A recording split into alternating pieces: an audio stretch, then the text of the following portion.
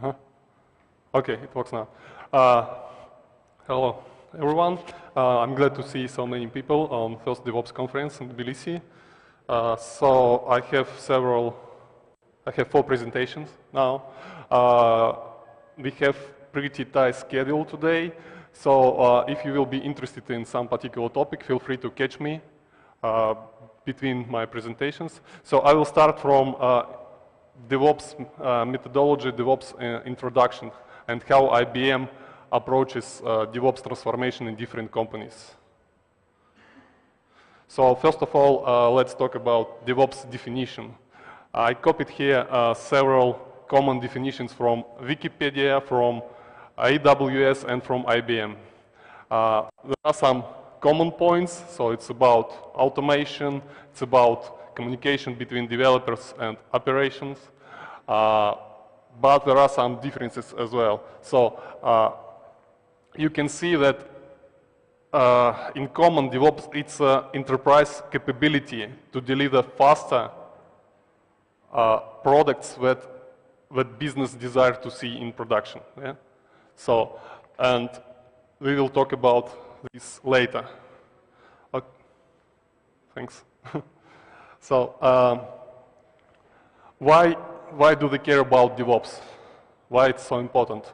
You can see here some numbers from State of DevOps. There is a company, Puppet. Maybe you heard about this company. Every year they conduct this survey, State of DevOps. And here you can see numbers from latest survey.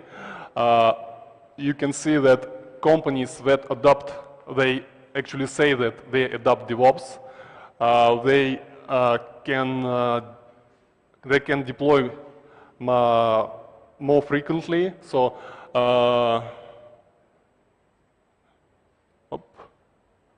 okay, doesn't matter. So they, does it work?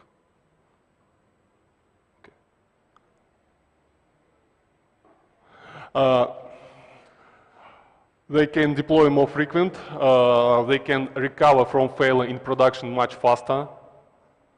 They have less changes that introduce errors in production. And lead time, you know, so this one of the major metrics from DevOps methodology, lead time for change. It means time between starting development and getting changes in production. So lead time for companies that adopt DevOps methodology is tremendous less than for companies that just starting their approach. And you can see here a comparison of different companies in their different state of DevOps transformation. Okay, so then IBM considered DevOps. We do not talk only about this gap between development and operations. We also taken into this picture communication between business and IT. And this is also important. We will see it later. Then I will talk about common challenges that we see among our clients. So traditional DevOps focuses at this gap between development and operations. Then they talk about DevOps for enterprise. They also focus on this gap between business and IT. And actually, they can address this gap using standard agile techniques, involvement of the client to the product team, doing some prototyping and show them to business in early stages of development cycle and so on. This is a complex picture. It's IBM style. So we have several important practices here. While traditional DevOps somewhere here, so you focus on agile development, continuous integration, continuous testing, continuous deployment. For us, it's also the extending this picture. So the extending it with continuous business planning and communication with business. We extended this picture with continuous monitoring. And continuous monitoring doesn't mean only monitoring of performance indicators of software deployed to production. It also means tracking, we can say tracking, of user behavior, so how they communicate with deployed software. So what features they use and maybe what screens of the application never used. And we need continuous feedback from production, from end users to development and to business, because business should be able to change priorities. So they use agile techniques. For each iteration, business can see results of current usage of application and change priorities. So what features will be most important for next Scrum, for next iteration, and so on. Okay, now let's talk about IBM experience in DevOps transformation. So IBM, it's a big organization. We have specific groups that helps, like consultants that helps our clients approach DevOps transformation. So for us, DevOps, it's not a revolution, it's evolution of old processes, old practices, it's extension. So they're starting from hidden factories. So they apply lean principles here. So they are trying to analyze current situation as is and trying to understand where is hidden factory. So or trying to find source of waste, where they are wasting our time, our efforts. So usually they consider it's kind of delivery life cycle, and we are trying to analyze every phase. So there we can have waste here. So planning can take too long. They talk about communication between business and IT. It's really frequent case when they come to client and IT people say like, our development cycle can take 2 months, but communication of requirements, clarification of requirements, negotiation, acceptance takes 6 months. So you can see that it's like, speed of, I don't know the right word for, it's like escadra, many battleships. So speed of whole number of ships equals to speed of the slowest ship. It means that they can't deliver faster than the defined requirements. In this case, they need to focus on this phase, introduce specific practices, and involve business more in forming requirements in negotiation with development. So builds, I think this is actually most mature phase. So currently, almost every client I visit, they have automated builds and actually continuous integration. So maybe some of them just start builds manually. They don't have real continuous integration, but this phase is most automated. Deploys. So here they can see many things to improve. So they do see many manual tasks here, no coordination between deployments, there is no knowledge what is deployed where, what are particular versions that deployed to particular environment, and so on. For testing, one of the biggest problems is environment provisioning. Provisioning of same environments with same technique. So environments can be different, and it can be source of errors because they do not know if our regression testing is equal every time, because test environments differ. We also can find during test stage different architectural issues. So they introduce errors into our architecture, and we can find them only on late phases of our delivery life cycle. And for release as well, it's hard to plan complex release that can consist of many applications, many dependencies.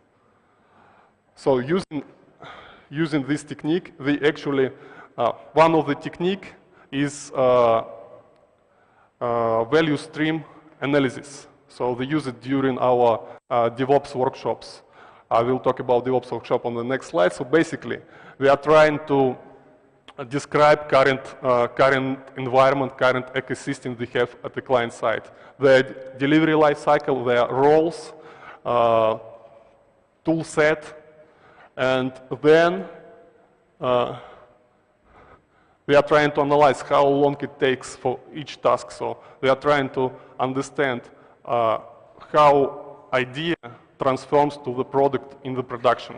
And for each stage, we analyze time spent for this stage, we compare it with some benchmarks, industry standards, and then we have some bottlenecks. So these bottlenecks are challenges that we need to address using DevOps methodology. So we have this IBM DevOps workshop proposal. So it's one-day workshop when they trying to gather people from business, from development, testing, operations, and as I said, they are trying to draw a picture, describing value stream map, describing ecosystem of the client, and trying to find challenges. Then after workshop, using our, I can say, knowledge base or best practices library, they addressing these challenges and preparing a roadmap for our client how to transform from current state to desired state. This is sample whiteboard. It's a result of our workshop, and it's a joint effort. It's not only a person from IBM asking people and marking some challenges. So it's a joint effort, and actually our clients participate in prioritization of all these challenges. Actually, they already delivered to DevOps workshop in Tbilisi, and you can I don't know, discuss this with people if they want to share their experience. Okay, as a result of these workshops, actually they delivered more than 50 workshops around the world in North America, in South America, Europe. My colleague created this site, bizdevops.uk, and he gathered there some common challenges, and he ranked these challenges. So most common challenges presented here, 10 common challenges, but actually this site have, I think, more than 50 challenges we discovered during these workshops. And you can see that most common are environment provisioning, manual testing, DevOps Center of Excellence. It means that organization actually not consider DevOps as a priority on the upper management level. There is no DevOps initiative, DevOps transformation initiative within organizations. That's why we don't have any DevOps Center of Excellence. So using these common challenges, as I said, for us DevOps it's evolution, it's not a revolution. We use as a source of our knowledge base, we use different practices that exist like 20 years ago. We use some methods, practices from extreme programming, from Scrum, from from scaled agile framework, and so on. So you can see all these references, all these books that form our knowledge base. And one of the recent recent methodology-related sources. It's called Bluemix Garage. It's on the upper level. Maybe some of you can remember rational unified process. So it was a development method IBM introduced, I don't know, 15, 20 years ago, and it was real methodology with roles, tasks, artifacts, and so on. Bluemix Garage method, it's something similar. So they have number of practices, number of phases, and we use these practices and principles to form our recommendation for companies we work with. Also, we were inspired by these books. You know Jin Kim, it's one of the leaders of DevOps movement, and major principles are system thinking, so we can see the whole enterprise, not just development group and enterprise and its ecosystem. We should amplify feedback loops. It means continuous improvement for our way of work, continuous improvement of our product as well. And we embrace changes, so changes in the process. So they do experiments, so they're trying to work in different way, and taking into account that we have small iterations, we have this feedback, fast feedback, if a change that we introduced in our process will work or not. From IBM point of view, it's also important to include modern practices and modern technologies. So they are talking about 12-factor applications. So 12-factor applications, if you heard about it, it's related to the cloud application. How we should architect modern cloud application, because it's completely different. I can say completely different, but you need to take into account different new characteristics of the cloud applications. So highly recommend to check these principles. So they are available on the web, so you can Google for 12-factor application. Then microservices architecture, independence of releases, cloud containers, Kubernetes. So we should think about all these modern technologies and techniques. Then they transform our organization. And important thing, many people consider DevOps as just automation. But we shouldn't automate process as is. First, we should optimize process and then automate it. It's important. Okay, so other things, delivery pipeline, minimizing scope of the release, so releasing in batches, small functionality with ability to change priorities. And as I said, so they have challenges. This is example. Then using our principles and knowledge base, we recommend some practices, how to address these challenges we defined during our DevOps workshop or consulting project. So then we recommend practices and some capabilities, or maybe some tools or new technologies. Another examples of how they can address manual testing, manual deployments. So we use existing principles, existing practices, and recommend particular tools, techniques, capabilities. Okay, so and as a summary, so IBM can help here with your DevOps journey, with your DevOps transformation. We have people, we have special groups of people who consult on process improvement, transformation. We have Bluemix Garage process, so it's free, it's available on the web, so you can access it and check our recommendation, our practices. And we have tools to automate whole delivery pipeline, and I will talk about these tools during my next presentations.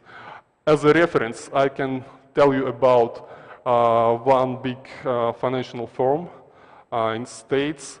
So they reached us during start of their new project. So they realized that their current process is too complex. They have too many manual efforts. They can't control dependencies between applications. So they introduced deployment automation, release management for them, and they reported these numbers like deployment time was decreased from 2-3 days to several hours, and they achieved cost saving of more than $2 million. To sum up, I would like to get you this quote from Charles Darwin. So, not strongest or not most intelligent species survive, but one most responsive to change. So we know that world is changing. We know that many our competitors implement new methods, new practices to be more fast, more competitive, and you need to adopt. You need to survive in this world. Thank you.